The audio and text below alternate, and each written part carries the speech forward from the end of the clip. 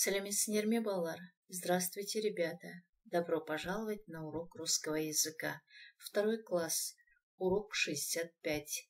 Тема «Чудо-дом в степи». Таладағы ғажайып үй. Сегодня на уроке ты научишься понимать содержание прослушанного текста, составлять рассказ по вопросам. Задание номер 1. Прочитай текст. Это загадка или стихотворение. Объясни свое мнение. Мәтінді оқы. Құлшынбаққа әлде өлең бе? Өз ойыңды түсіндір. В этом доме нет угла, до того она кругла. И такое вот жилище ты всегда в степи отыщешь. Новые слова. Жилище. Место, где живет человек. Адам тұратын өмір сүретін орынды жилище дейміз. Отыщешь. Найдешь. Табасың. Бұл үйдің бұрышы жоқ. Ол соншалықты дөңгелек. Міне осындай тұрғын жай сен үнемі даладан табасың. Это что, ребята? Это юрта. Бұл киіз үй.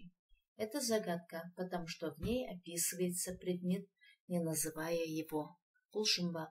Өйткені бұл мәтінде зат суреттеледі, бірақ ол аталмайды. Придумай со словом отгадкой предложение. Жұмбақтың шешуімен сөйлем ойлап тап. В степи стоит юрта.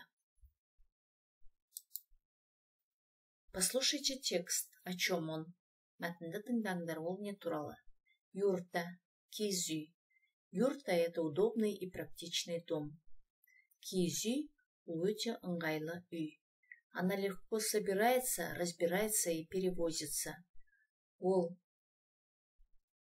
оңай жиналады, оңай бұзылады және алып жүруге қолайлы. Юрта не промокает от снега и дождя. Киіз үйден қар мен жаңбыр өтпейді. Она хорошо сохраняет прохладу в жаркие дни. Ол қатты ыстық күндері де салқын болып тұрады. У юрты нет окон. Киіз үйдің терезелері жоқ. Солнечные лучи попадают в юрту через шаңырақ, круглые отверстия сверху.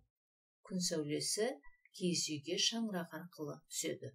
Шаңырақ дегеніміз оның төбесіндегі дөңгелек жарық түсетін жер. Оттуда выходит дым, когда семья разводит огонь в центре юрты.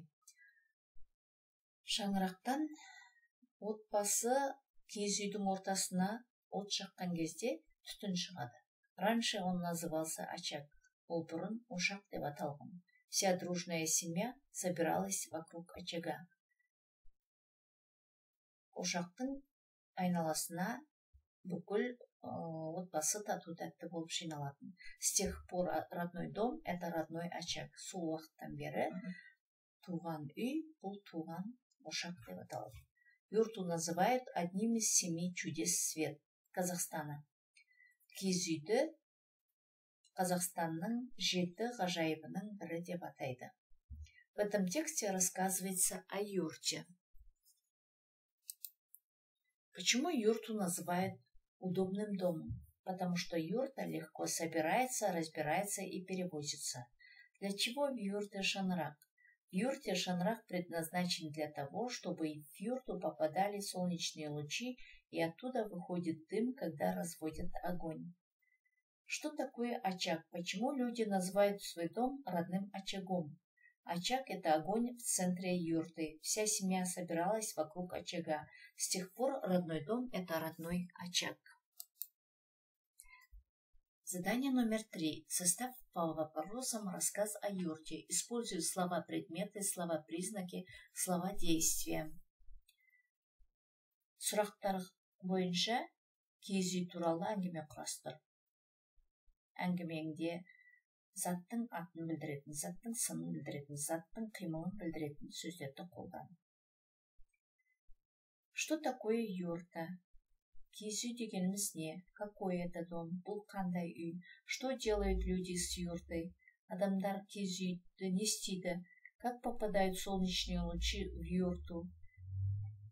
Күн сәулесі киіз үйге қалай түседі? Что делает семья около очага? Ошақтың жанында адамдар отбасы не істейді? Как ты понимаешь словосочетание родной очаг? Туған ошақ деген сөз тіркесін сен қалай түсінесің? Осы сұрақтарға жауап беру үшін юрта киіз үй мәтінін жақсылап оқып, соны айтып берулерің керек, балалар. Задание номер 4. Рассмотрите картинки. Расскажите, как собираются юрта. Суреттерді қараңдар. Киіз үй қалай жиналатынын айтып беріңдер. Слова подсказки. Керекті сөздер: устанавливает кереге, керегені орнатады, поднимает шаңырақ, шаңырақты көтереді, устанавливает уйки, уықтарды орналастырып бекітеді, накрывает войлоком, киізін жабады. Для того, чтобы собирать юрту, сначала устанавливает кереге. Потом поднимает шаңырақ. После этого устанавливает уйки.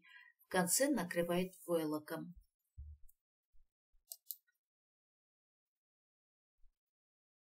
Задание номер 5. Объясни пословицу, напиши ее в тетради. Мақалды түсіндір, оны дәптеріне жаз. Кто в юрту войдет, тот чаю попьет. Кім киіз үйге кірсе, ол шай ішеді. Бұл мақалда қазақ халқының қонақжайлығы айтылған. Кім келсе де үйге, оны дастархан басына шақырып, шай беріп шығарып салады. Ребята, на этом мы закончили этот урок. До свидания, до следующих встреч. Спасибо за внимание.